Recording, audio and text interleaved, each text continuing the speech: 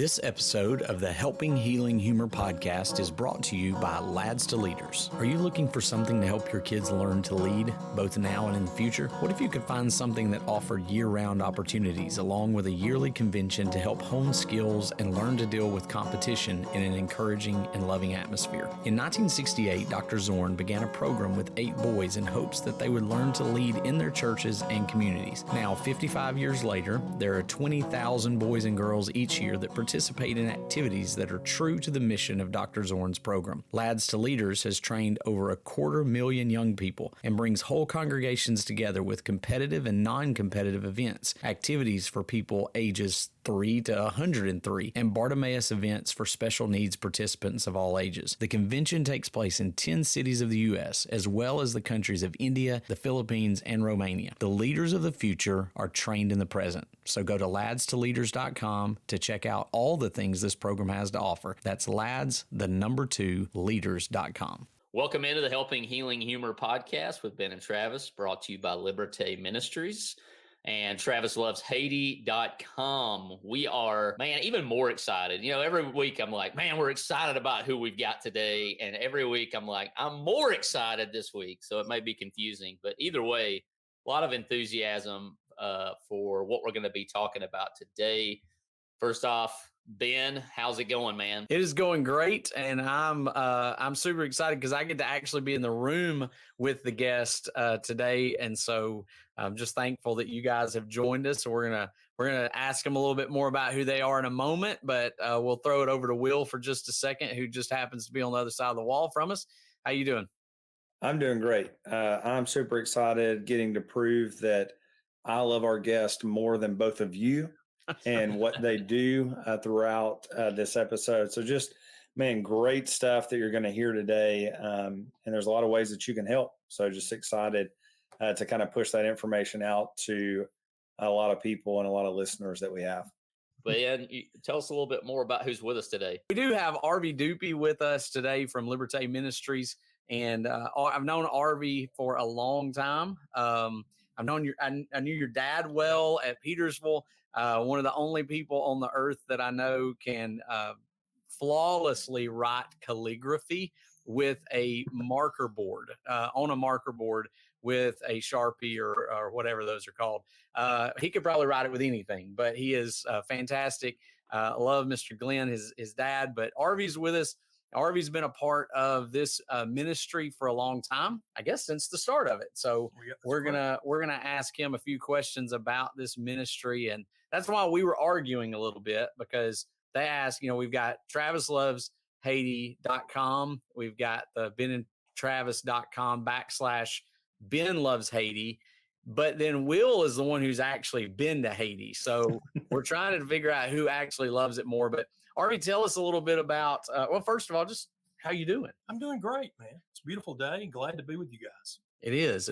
So tell us a little bit about Liberté Ministries and kind of how it got started. Met a great Haitian preacher through his son, who was a student at Heritage, and he and I started talking about ways to do work in Haiti. This was 2008, 2009, and then January of 2010 took place with the earthquake. Oh, yeah. That so many people remember down there, that was so devastating in Haiti. And of course, that changed everything. We went in shortly after the earthquake and were able to help some Christians relocate to temporary housing. That took us, we did some feeding, several months of that, and eventually we looked to longer term projects. And so I did the thing that I think we're supposed to do. I set the brethren down and said, you tell us what you need. Yeah. And we kind of went from there. That's an interesting thing too, because I don't know that all ministries or all mission works always work that way, but I like that technique as well. Just asking them, what do you need from us? So what were some of the things, I guess, that came from that meeting? What were some of the things they said we need? Well, initially it was one thing. They said, we will evangelize our people if you will help us learn how to do that. We want to educate preachers. So that's how the Haiti School of Biblical Studies began. And we're soon starting our third 4-year cycle with that. We're very excited about that.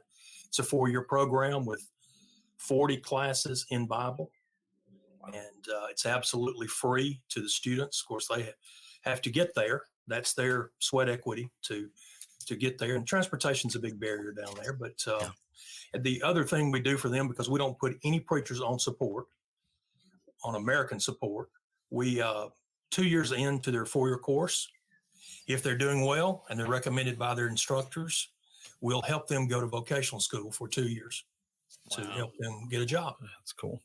Wow. So how many students have come through the school so far? Let's see, probably around 65. Okay. The first 2 terms, 30 or so each time. And the enrollment is around 20 so far for the term that's going to start very soon for the 3rd group.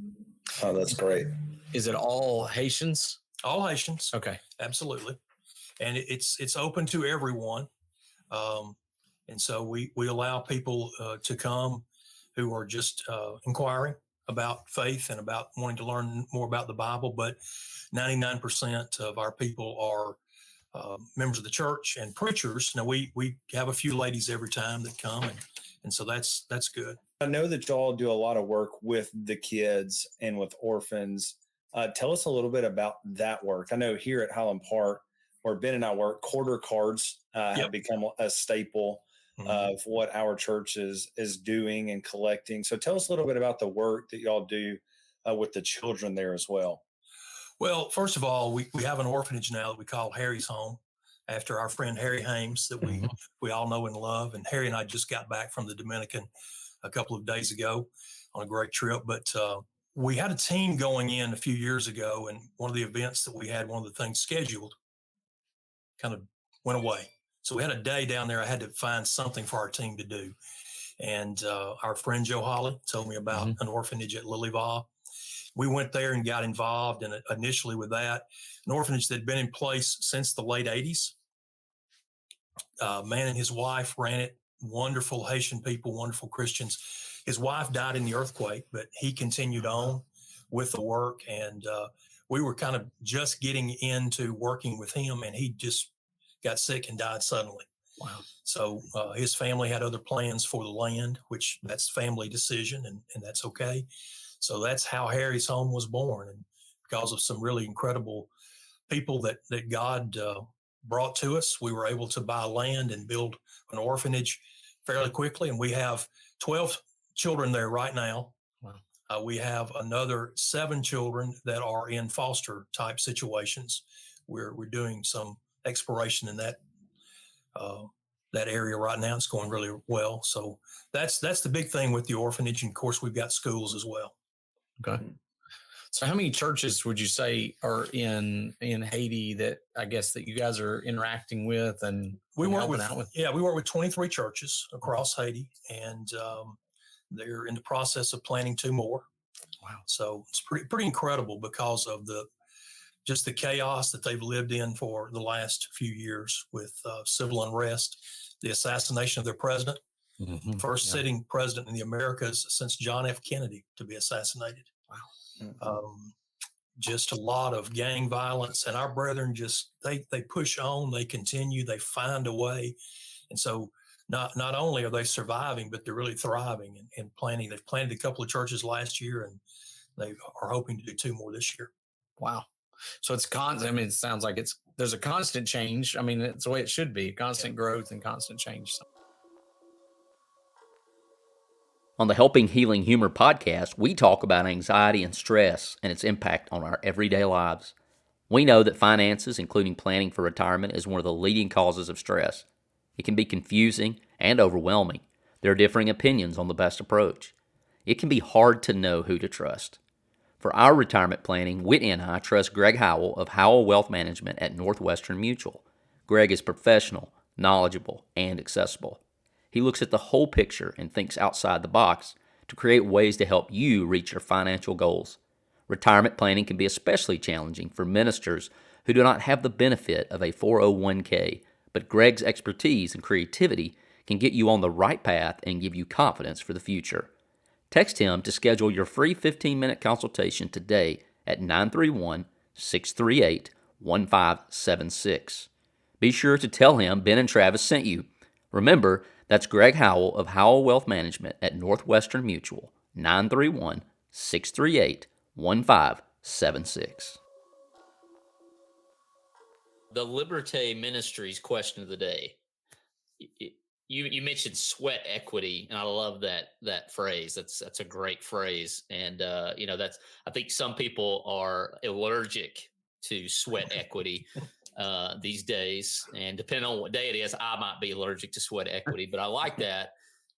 Is there maybe a story in your dealing that maybe helps you push on? I know you just mentioned some of the church folks who keep pushing through all of these things. Is there a personal story to you that maybe, kind of keeps you going, maybe when it does get difficult? There are many. One recently, John Remy, who's a graduate in our first school graduation from the preaching school. He started a church under a lean-to. They outgrew that. They went into a barred area under a tree, and he kept growing. And the man who let them come said, "I didn't know you were going to bring this many people and be here this often." And so he asked us politely to find another place, and we've been able to find a place that the very first Sunday they had to bring in more chairs because it was. Wow. He messaged me and said we have a bench problem, and with the language sometimes, my Alabama redneck and then French and Haitian Creole, but we worked through it, and I finally understood what he meant. But I mentioned the gangs earlier. He was going one time to preach, and gasoline at that time had gotten to $40 a gallon, and you had to buy it on the black market. We complain about it here. $40 a gallon. Wow. And he bought some, and turned out it had been so watered down that he wouldn't even run the motorcycle. Oh, wow. So he was pushing his motorcycle to go to preach. And a gang person came out and told him he didn't have permission to go through that area. And he told him what he was doing. And he said, "You've got to go back home." And he said, "I'm not going back home." And the gang member took a stick and hit him. And I said, "Brother, what did you do?" And he said, "I went to preach." Wow. We are so blessed in this country. We have so many things that we take for granted. Mm-hmm. And we think the smallest inconvenience is bad news, and it's not. We have so much good, and there's so many people who are, from a worldly sense, are struggling so much, and they have so much joy, and they're just so willing to go that extra mile. And that's why I love Haiti and love the people of Haiti. And I'll piggyback off that. You can help this ministry and not get hit in the face with a stick. I'm not coming. That's no one's going to come and hit you with a stick. You can go to Travis Loves Haiti or the other websites mentioned, and there's a little drop down there, and you can schedule these wonderful guys or whoever to come and kind of share these stories and this information with your church. And that's so simple. That's so easy of a thing that you can do. There's several options there. I think they even offer a little booklet or a book to read through. We might talk about that next. But why don't you do that? Just go to that website. It'll be down in the description. Check that out and get them in front of your people, your leadership. And like I said, I'm not going to hit you with a stick either way, and you don't have to push your motorcycle. So that's a real simple thing you can do to help these guys out and help out the ministry and be a small part of helping these folks hear the gospel of Jesus Christ. So tell us a little bit. You held your book up there. Tell us what that's about. Yeah, it's the story of Lovely, and it's a young lady that we met years ago. She's older now. We have children all the time who get this book and say, "I want to send Lovely a doll." And Lovely's in her 20s now, but it's a story that we put together. It's really for children, and it's all of the photographs that Harry and I have taken over the years with just very simple storyline about things in a child's life in Haiti that they are excited about, like an egg. Mom went to the market and brought home an egg today. Wow, what a treat. And all the things that we're a part of and things that I think our children need to see. So we have adults that love this little book as well, but it's really written for children. We'd love for you to go and get it for your children, your grandchildren, your nieces and nephews. And if you'll go to that travisloveshaiti.com, you can get that for free and download it in a PDF. And also, as Travis said, we'd love to come out and talk to you. Your your church, your civic group, your club, whatever it is, about how you can be involved. Years ago, when I was at Petersville, and your dad went with us on one of those trips, we went to Mexico. And I remember one of the things about that trip that was so powerful was, we were doing some things. We were hopefully making a difference, giving people a place to worship and, fellowshipping with the brethren. They talked about how it made a big difference in their lives because they saw that the team was bigger than they thought it was. When we get there to Mexico, they would see these groups come in every week and they said the team's bigger. But one of the benefits for us was kind of what you're talking about with this book. It was letting our kids see that one, they're blessed, and that everybody doesn't live the way that they get to live, and that sometimes they take joy in just those little things. And it helped me as a young youth minister, and I saw it help a lot of other kids just to go, hey, we're blessed. So now what do we do with our blessings? Yeah. How do we give back in those ways? To whom much is given. Brother Arvy, when I was down there, one of the things that Harry showed me was the hunger bench. And I know that's a very impactful thing with my life and kind of where maybe some quarter cards and finances and things have gone to. And a lot of people in North Alabama are not, or they're very familiar with the peanut drive or the peanut butter drive that we do through the summer. But what are some ways like that just families could help, outside of maybe, of course, getting you in front of their eldership, their congregation, but maybe just as a family, what are some things that we could do that would help the ministries there in Haiti? Well, you've already mentioned the quarter cards. The quarter cards are a great way for families to take that opportunity for their children to put a quarter in every day. As they count their blessings, they also are putting those quarters in. They count them to fill up that quarter card. And what we do with those quarter cards is we use them to provide lunches there at the school. And the hunger bench, Harry and I were there a couple of years ago, and just outside of the principal's office was a bench. And I jokingly said, "Oh, I know what that's for." I sat on that bench a lot of times in school, back in the day.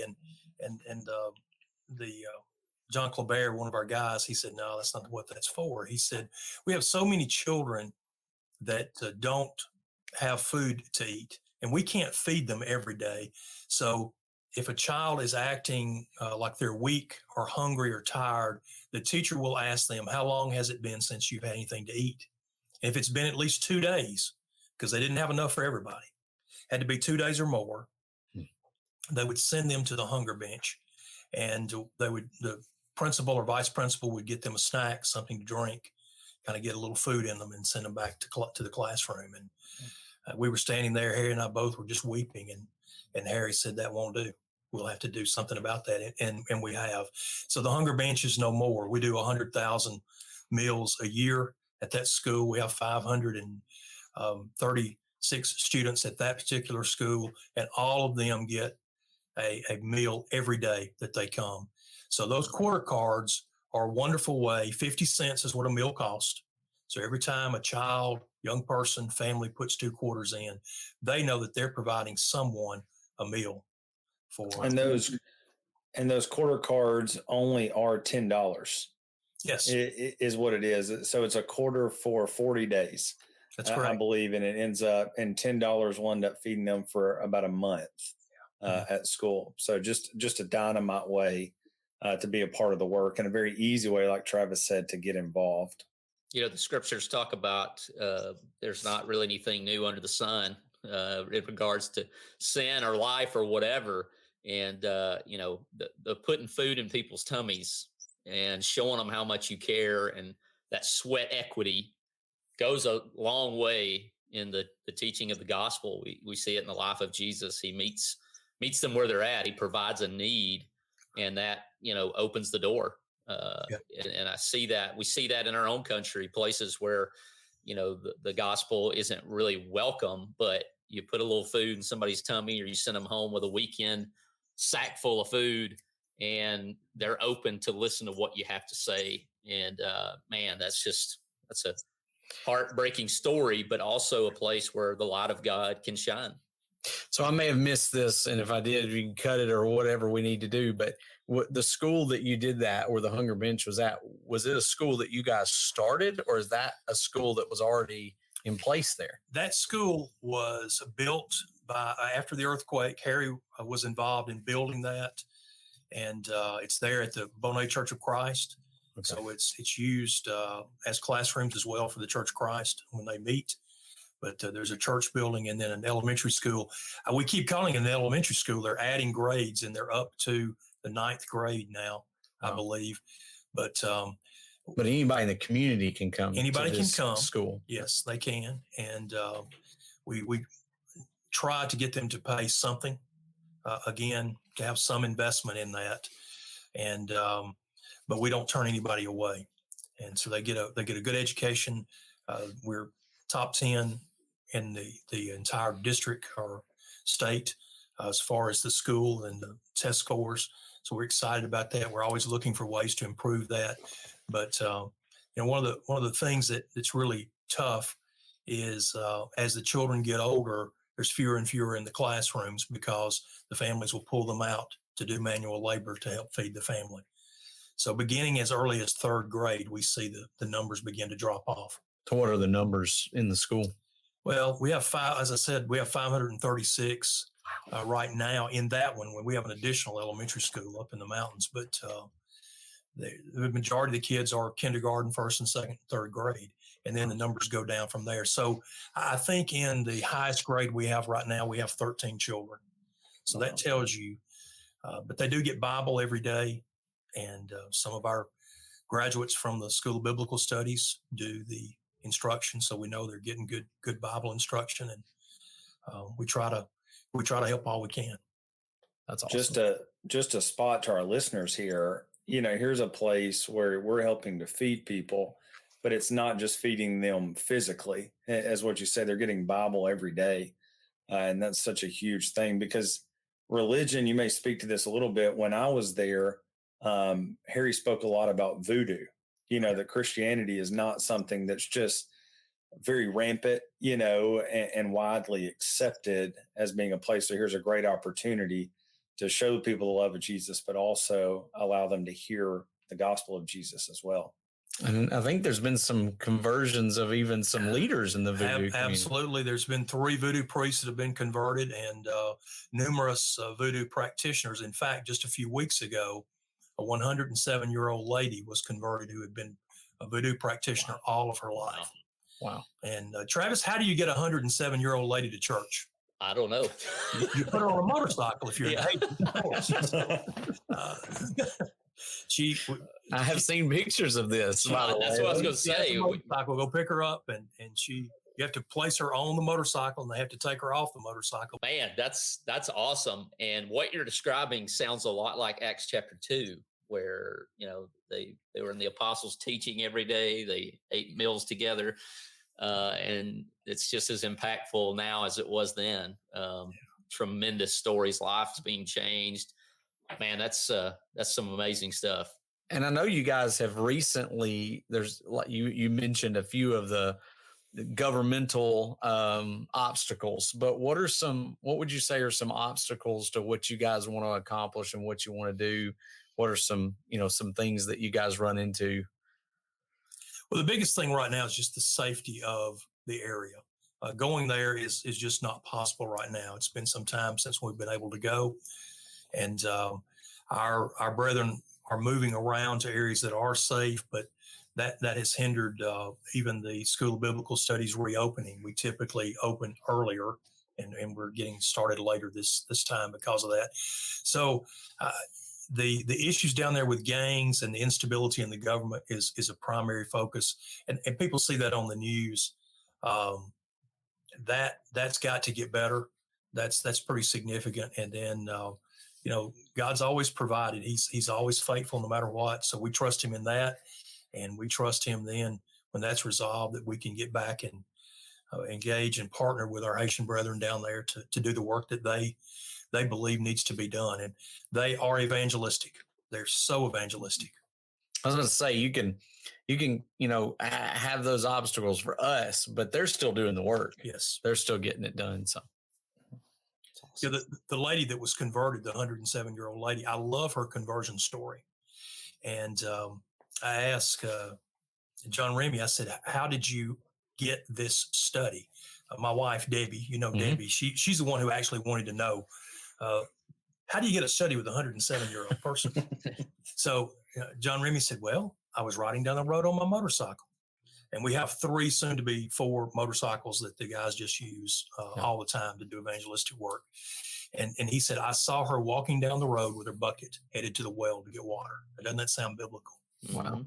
So he stopped to help her get water at the well. And he asked her, "Do you know Jesus?" And he didn't ask her, "Do you go to church? Where do you go to church? What do you believe?" He said, "Do you know Jesus?" And she said, "I've heard of him." And he said, "Would you like to know more?" And she said, "Yes." Wow. And that's how they began their study. And 14 days later, she was immersed. And the things that you're mentioning are simple things. Acts 8. How can I understand unless somebody teaches me? The water, the food, and then asking the simple question. Well, our name Liberté is liberty in French, of course. And so we're focused on there's liberty first and foremost in Christ. There's liberty in education, and then there's liberty in economic self-sufficiency. So everything that we do, we try to bring under that umbrella. So things like the vocational program that I mentioned earlier, and we also have a sewing program for the ladies that they're involved in, and that's exciting. That concept of liberty, of course, it's all over the scriptures too. And Jesus talked about when he came into when his ministry started, and when he was explaining that in Nazareth at the synagogue, it was, I'm going to proclaim release to the captives. And so there's a lot of things we don't have control over. And we talk about that sometimes on here, and it's frustrating when we don't have control, but for somebody to be able to recognize that, in a world that's out of control, God has provided this liberty and this freedom.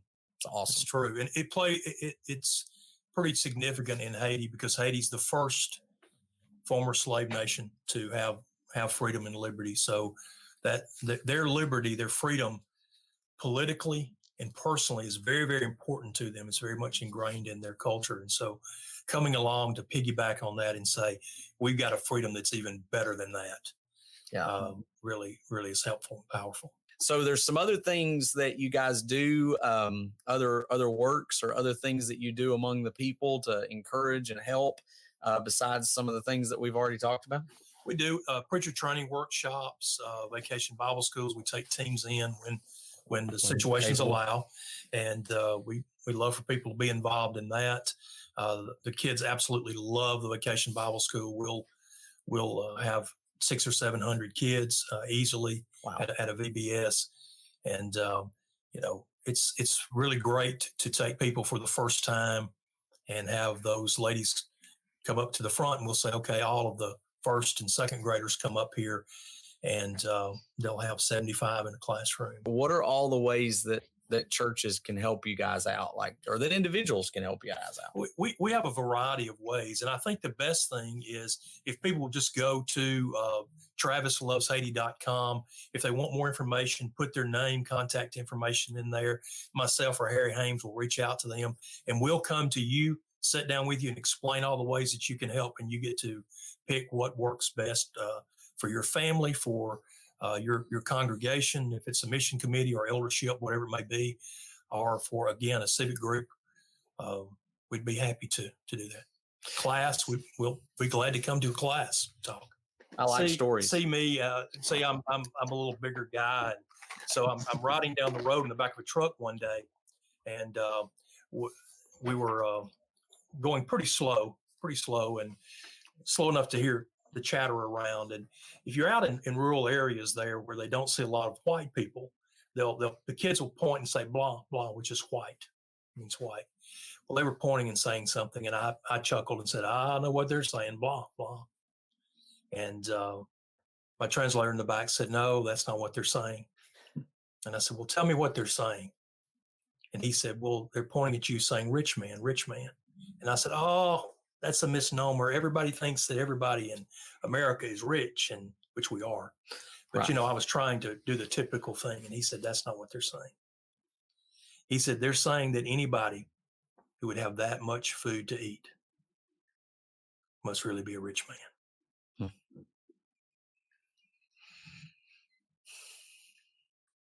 And they were right. They were right.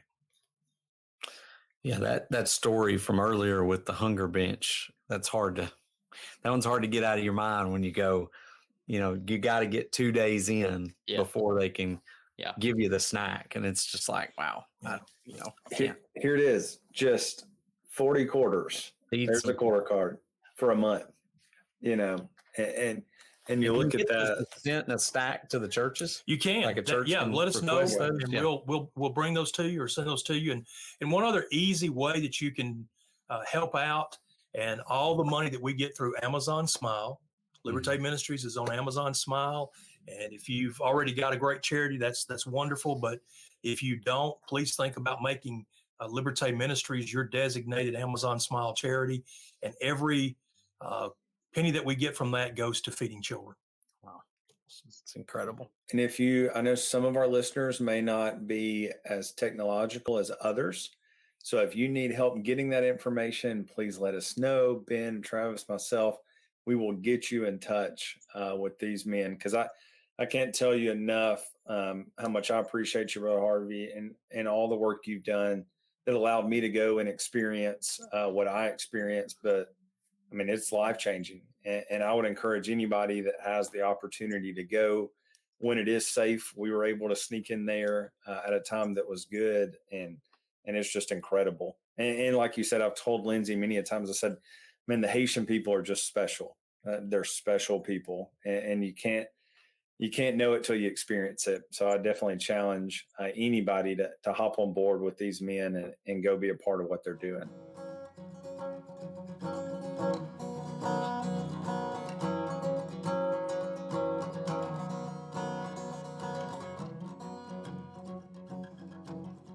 Thanks for being with us for this episode of the Helping Healing Humor podcast. Be sure to download our free ebook, 28 Days of Focused Living, at benandtravis.com and receive all of our Helping Healing and Humor extra content directly in your inbox. We look forward to having you join us at the same Ben and Travis time, same Ben and Travis channel.